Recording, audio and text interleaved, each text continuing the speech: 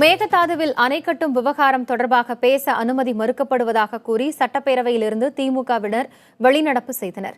அந்த பிரச்சினை குறித்து அவையில் தீர்மானம் நிறைவேற்ற வேண்டும் என்கிற தங்களது கோரிக்கை ஏற்கப்படவில்லை என்றும் திமுகவின் துரைமுருகன் குற்றம் சாட்டினார். முதலமைச்சர் அவர்கள் எடுத்த நடவடிக்கைகளை நான் இப்பொழுது குறை சொல்ல விரும்பவில்லை, பாராட்டுகிறேன்.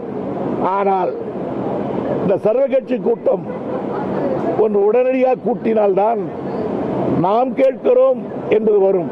நான் கேட்கிறேன் என்பதை விட நாம் கேட்கிறோம் என்பதற்கு தான் வலி அதிகம் என்று சொன்னேன். ஆனால் சபாநாயகர் முதலமைச்சரை எடுத்த நடவடிக்கைகளை நான் பாராட்டுகிறேன் என்று சொல்லுவதை மட்டும் நிறுத்திவிட்டு அடுத்து நான் சொன்னதுக்கு மைக்கு கொடுக்காமல் தடுத்து விட்டார்.